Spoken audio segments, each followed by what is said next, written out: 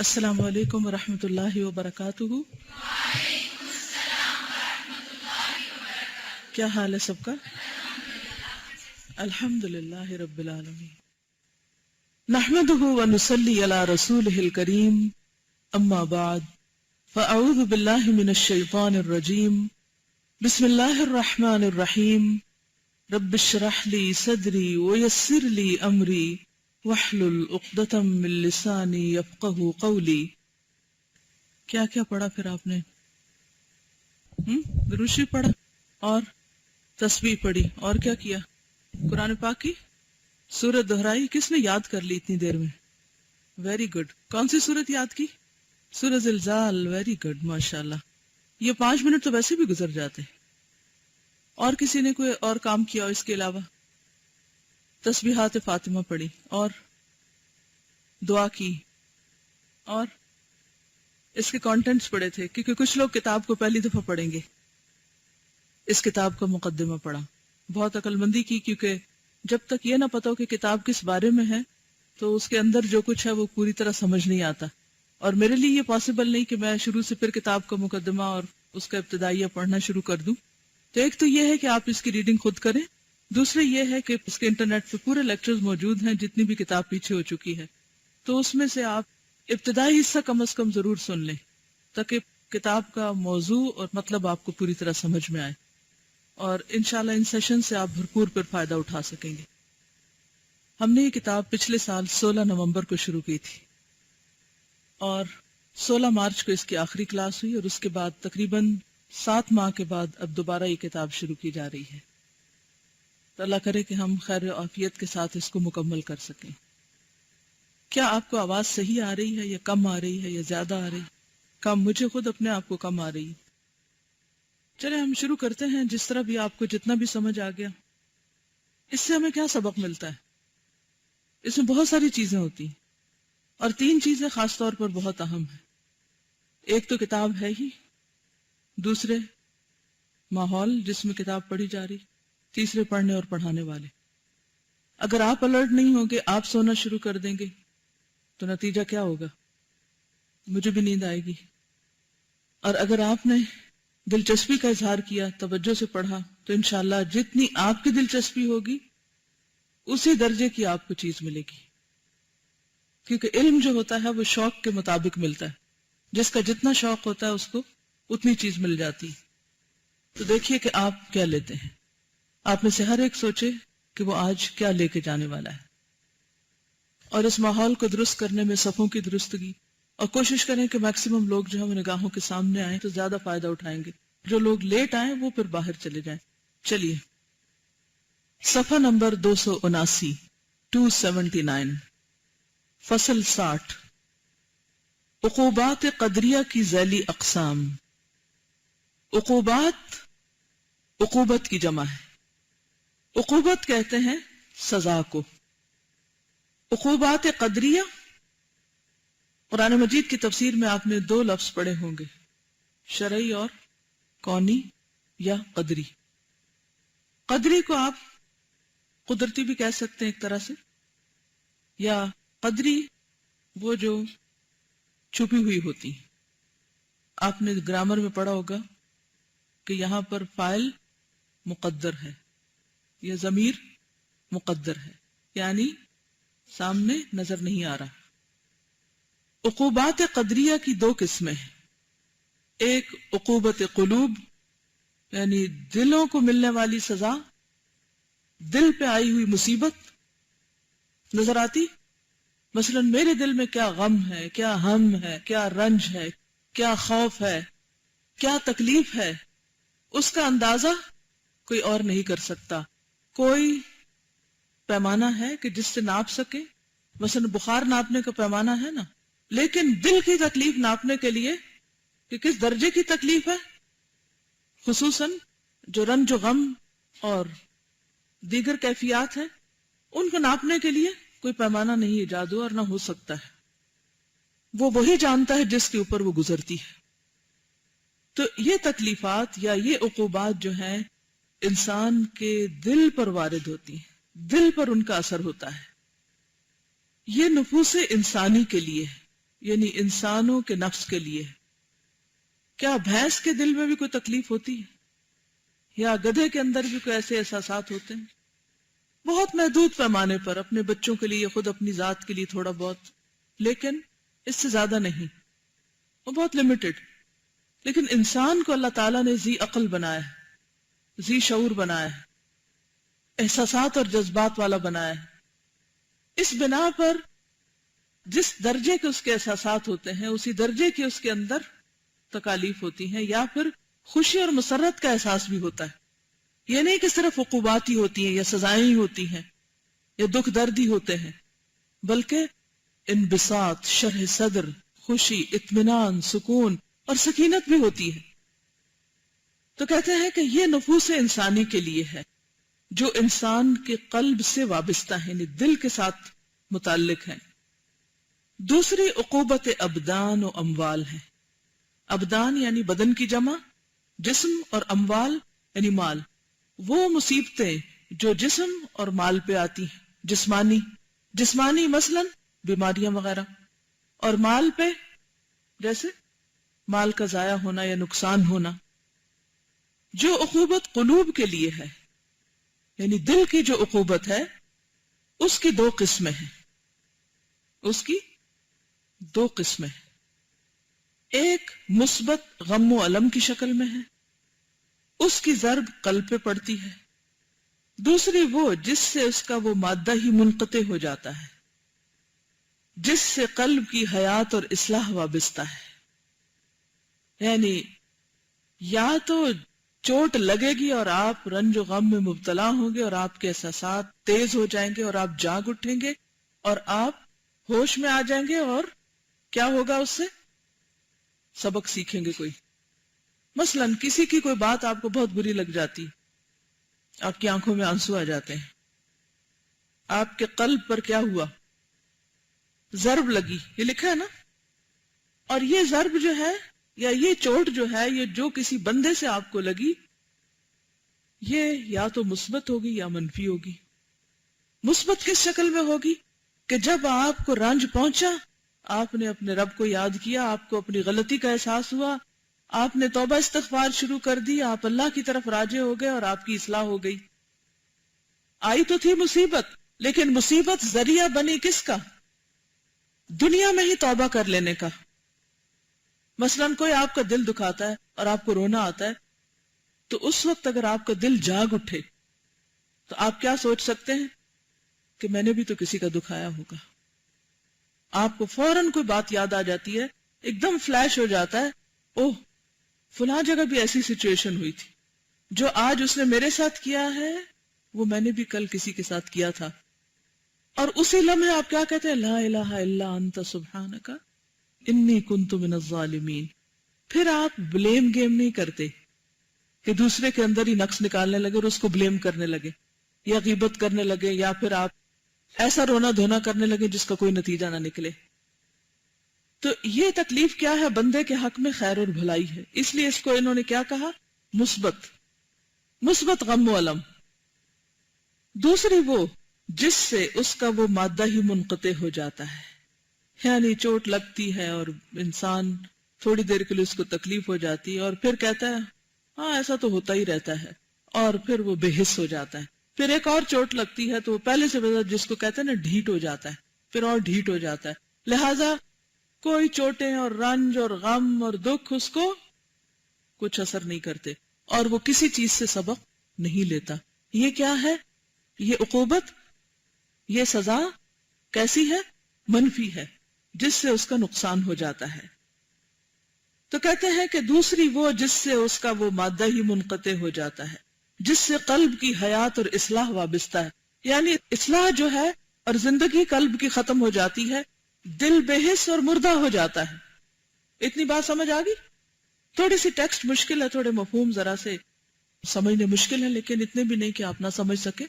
ان سب باتوں کو پڑھ کر ہم سب کو کیا کرنا ہے؟ اپنا جائزہ لینا ہے کہ میں کسی دکھ، تکلیف، رنج، غم، الم کے موقع پر کیسے ریاکٹ کرتی ہوں، میری کیفیت کیا ہوتی ہے. داؤد علیہ السلام بیٹھے ہوئے تھے، دو لوگ اوپر سے اتر آئے اور انہوں نے آ کے اپنا مقدمہ پیش کیا. بات کچھ تھی لیکن انہوں نے فوراً کچھ اور چیز سیکھی اس سے. واقعہ کچھ پیش آیا, ان کو پتا چل گیا میرے رب نے مجھے آزمایا ہے. اور اس وقت کیا ہوا؟ خرہ, گر پڑے وہیں راکعن, رکوع کرتے ہوئے, یعنی جھک گئے اللہ کے آگے. واناب, اور پلٹ آئے. یہ مصیبت یا یہ تکلیف ان کے اللہ کے قرب میں اضافے کا ذریعہ بنی. اس کے برعکس یہی چیز جب ایک عام انسان کو پیش آتی ہے تو اس کا طرز عمل کیا ہوتا ہے؟ مثلا کسی اور کے پاس ایسے لوگ آتے تو وہ کیا کہتے؟ پولیس کو بلواتے اور اٹھا کے لے جاتے. بات یہ کہ جو بھی کوئی واقعہ ہوتا ہے, مومن کی نگاہ جو ہوتی ہے وہ عبرت کی نگاہ ہوتی ہے, اور وہ ہر واقعے سے سبق سیکھتا ہے. اس لیے اس کے لیے جہاں نعمتیں خوشحالی کا ذریعہ ہوتی ہیں, وہاں تکلیفیں بھی کس کا ذریعہ ہوتی ہیں؟ سبق حاصل کرنے کا ذریعہ, اور وہ بھی اس کے حق میں خیر و بھلائی بن جاتی ہیں. جیسے حدیث میں بھی آتا ہے نا کہ مومن کا ہر حال اس کے لیے کیا ہے؟ ہر حال میں اس کے لیے خیر ہی خیر ہے. مصیبت آتی ہے صبر کرتا ہے, خیر ہے. خوشی ملتی ہے شکر کرتا ہے, خیر ہے. لہذا اس کا ہر حال خیر ہی خیر ہے. اور یہ چیز مومن کے سوا کسی اور کو نصیب ہی نہیں ہوتی کہ وہ ہر حال میں پازیٹو رہے, ہر حال میں خیر پر نظر رکھے. اگر ہم ہر حال میں ہر سچویشن سے خیر نہیں نکالتے اور اللہ کے مزید قریب نہیں ہوتے تو گویا ہمارے ایمان میں کمی ہے. پھر ہمیں اپنے ایمان کی اصلاح کی فکر کرنے کی ضرورت ہے. جب میں یہاں ہال میں داخل ہوئی تو میں سوچ رہی تھی کہ میں کہاں جا رہی ہوں, کہاں بیٹھی ہوں, اور سوچ رہی تھی کہ میرے دائیں جانب یہاں اس سڑک سے تھوڑا سا آگے جائیں تو ایک اسپتال ہے, بائیں جانب قبرستان ہے, پیچھے پولیس اکیڈمی ہے, اور آگے یونیورسٹیاں ہیں 2, فاسٹ اور اسلامک یونیورسٹی. کیا سبق ملتا ہے؟ یا علم کا راستہ اختیار کر لو, سیدھے چلو, یا پھر قلب بیمار ہو ہسپتال چلو, یا پھر زندگی کا خاتمہ ہو جائے گا تو دوسری طرف چلو, اور اگر کوئی غلط کام کیا تو پیچھے سے پکڑنے والے ہیں. یہ ہم میں سے ہر شخص کی زندگی کا حال ہے, صرف اس بلڈنگ میں یا اس کمرے میں بیٹھنے کا حال نہیں. یہ تو سبق سکھا رہا ہے ہم کو. بہترین راستہ کون سا ہے؟ علم کا راستہ. وہ آپ کو نصیب ہے ابھی, اس کی قدر کریں, اس پر شکر کریں. یہ راستہ انسان کے دل کو بیمار ہونے سے بچاتا ہے. یہ راستہ انسان کو اللہ کی پولیس کے پکڑ سے بچاتا ہے. یہ راستہ انسان کو مرنے کے بعد بھی زندہ رکھتا ہے. علم انسان کو مرنے کے بعد بھی زندہ رکھتا ہے. امام بخاری مر کے بھی مرے نہیں ہیں, زندہ ہیں. لیکن بہت سے لوگ جنہوں نے دنیا میں بڑی دولت شہرت پائی, ہمیں نہیں معلوم کہاں چلے گئے. کچھ لوگوں کے پاس موت آئی تو وہ مجرم تھے, اللہ کی پولیس نے ان کو پکڑ لیا. کچھ لوگ اس حال میں دنیا سے گئے کہ ان کے دل بیمار تھے. تو یہاں بھی یہ دلوں کی بات کرتے ہیں کہ یہ مادہ جب منقطع ہو جاتا ہے تو پھر اس کی جگہ اس کی ازداد پیدا ہو جاتی ہیں. ازداد کا مطلب تھا اپوزٹ چیزیں پیدا ہو جاتی ہیں. ان 2 قسم کی عقوبتوں میں سخت ترین عقوبت قلوب کی عقوبت ہے. یعنی سب سے بدترین سزا یا تکلیف یا بیماری کیا ہے؟ دل کی. اور قلوب کی عقوبت ہی عقوبت ابدان کی اصل اور جڑ ہے. یعنی جسم جو بیمار ہوتے ہیں اس کے پیچھے بھی دراصل اصل چیز کیا ہے؟ دلوں کی بیماری, دل پہ آنے والی آفت. یعنی انسان کی جو سوچ ہے, انسان کے جو خیالات ہیں, انسان کے اندر کی حس یا بے حسی جو ہے, اس کے اثرات صرف دل تک نہیں پھر رہتے, اس کے اثرات جسم تک بھی جاتے ہیں. قلوب کی عقوبت اگر قوی, بھاری اور شدید ہو جائے, سخت ہو جائے, تو وہ قلب سے متجاوز ہو کر یعنی گزر کر, دل سے آگے گزر کر جسم تک اس طرح پہنچ جاتی ہے جس طرح بدن کی تکلیف قلب تک سرایت کر جاتی ہے. یعنی بوتھ ویز. یعنی آپ کے دل کو چوٹ لگی وہ دل تک نہیں رہتی. آپ دیکھیے کہ دل سے ہر لمحہ خون جو ہے وہ پورے جسم تک جا رہا ہے. کہاں تک؟ ہمارے ایک بال کی جڑ تک, باریک سے باریک حصے تک. ایک سیل کتنا ہوتا ہے؟ بہت باریک, بہت چھوٹا, دیکھ بھی نہیں سکتے آنکھ سے, وہاں تک بلڈ سپلائی ہوتی. کہاں سے جاتا ہے یہ بلڈ؟ دل سے. اگر دل صحت مند ہے, دل مطمئن ہے, دل خوش ہے, تو کیا ہوگا؟ وہ سارے جسم میں کیا لے کر جائے گا؟ خوشی, اطمینان, راحت, سکون. اور اگر یہاں تکلیف ہے تو یوں لگے گا کہ جیسے سارا جسم زد میں آ گیا. سب اس تجربے سے گزرتے ہیں. اسی طرح اگر آپ کے ہاتھ کو کوئی چوٹ لگتی ہے یا سر کو کوئی لگتی ہے تو وہ سر تک نہیں رہتی, اس کا اثر کیا دل تک جاتا ہے؟ سر درد ہو تو کیا آپ بہت خوش ہو سکتے ہیں؟ نہیں. جسم کے کسی حصے میں درد ہو, بخار ہو, قدرتی طور پر آپ کا دل بھی ساتھ ملوث ہو جاتا ہے, چاہے دل کو براہ راست کوئی تکلیف ہو یا نہ ہو. نفس انسانی جب جسم سے جدا ہوتا ہے, یعنی روح جب الگ ہوتی ہے, تو عقوبت یعنی سزا کا تعلق اور اس کے احکام کا رشتہ نفس سے قائم ہو جاتا ہے. اس وقت عقوبت قلب کا ظہور پوری قوت سے ہو جاتا ہے.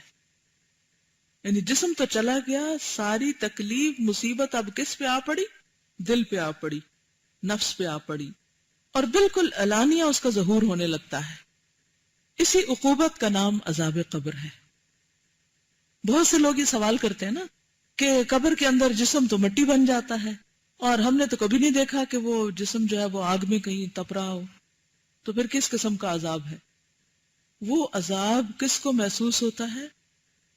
ہماری روح کو ہوتا ہے, جس کے اثرات ہمارے بدن تک جاتے ہیں. بدن یا تو ہڈی گوشت کی شکل میں ہے یا وہ مٹی میں ملا ہوا ہے وہ بدن ہی. کل قیامت کے دن جب اللہ تعالیٰ آپ کو اٹھائیں گے تو دوبارہ ساری چیزیں کیا ہو جائیں گی؟ پھر کٹھی ہو جائیں گی, سارے ذرات پھر آپ کے واپس لوٹ آئیں گے, اور پھر آپ اگ جائیں گے زمین سے جیسے پہلے اگے تھے. تو یہ کہنے کا مطلب یہ ہے کہ اگر ہم دلوں کی اصلاح نہیں کرتے تو دلوں کے اوپر جو عقوبت آتی ہے یا جو تکلیفات آتی ہیں وہ مر کے بھی پیچھا نہیں چھوڑتی, وہ ساتھ چلتی ہیں. اس وقت عذاب قلب کو برزخ سے وہ نسبت ہوتی ہے جو عذاب ابدان کو اس دنیا سے نسبت ہے. یعنی جس طرح اس مادی دنیا میں مادی جسم کو مادہ چیزوں سے چوٹ لگتی ہے. کیا کہا میں نے؟ آپ کو پتہ نہیں, جہاں یہ چیزیں ہوں وہاں رحمت کے فرشتے نہیں آتے. آج کل یہ بڑی وبال اور عذاب ہے کہ ہر بوتل کے اوپر تصویریں بنی ہوئی ہیں. آئندہ کبھی بھی کوئی بوتل یہاں نہ رکھیں, اس کو ابھی تو میں دراز میں ڈالنے لگی ہوں, اور گھر میں بھی اس بات کا خیال رکھا کریں. شکر بھی نظر پڑ گئی, اگر فرشتے یہاں نہ ہوں تو کیا فائدہ. اوکے, تو بات میں یہ کر رہی تھی کہ مادی جسم کو کس سے چوٹ لگتی ہے. مثلا یہ گلاس اگر میں اپنے ہاتھ پہ ماروں تو کیا ہوگا؟ کس کو چوٹ لگے گی؟ ہاتھ کو. مرنے کے بعد ہاتھ تو مٹی میں گھل جائے گا. تو وہ جو عذاب قبر نام کی چیزیں کہ سانپ ڈستے ہیں اور فرشتے آ کے گرز مارتے ہیں لوہے کے ڈنڈے, تو جسم تو پہلے ہی مٹی ہے, تو جسم کو تو نہیں پڑتے, تو وہ کدھر جاتے ہیں؟ کہاں پڑتے ہیں؟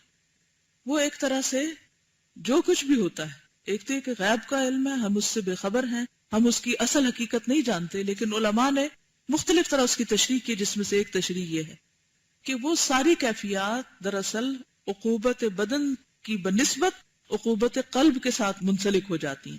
اور جس طرح ہاتھ کو چوٹ لگتی ہے تو اس کا اثر دل تک جاتا ہے, ایسے ہی جب وہ دل پہ ساری کیفیات آتی ہیں تو جسم جس بھی حالت میں ہوتا ہے اس تک وہ منتقل ہوتی ہیں, خواہ اس کا ایک ذرہ یہاں اور ایک کہیں اور کہیں, وہ آپس میں خود ہی کنیکٹ ہو جاتے ہیں.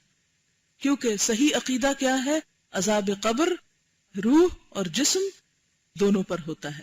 لیکن دنیا میں کیفیات پہلے جسم پہ آتی ہیں پھر روح کی طرف جاتی ہیں. برزخ میں پہلے کیفیات دل پہ آتی ہیں اور اس سے روح کی طرف یا قلب کی طرف منتقل ہو جاتی ہیں. ایک اور یہاں پر غلط فہمی دور کر لیں کہ قلب صرف جسم میں اس گوشت کے ٹکڑے کا نام نہیں ہے, ٹھیک ہے نا, کیونکہ بعض اوقات اس ٹکڑے کے اندر کئی طرح کی تبدیلیاں ہوتی ہیں جسمانی طور پر. مثلا کئی لوگوں کی آرٹریز بند ہو جاتی ہیں, لیکن وہ اچھے بھلے باتیں کر رہے ہوتے ہیں, ان کے جذبات احساسات بالکل نارمل ہوتے ہیں.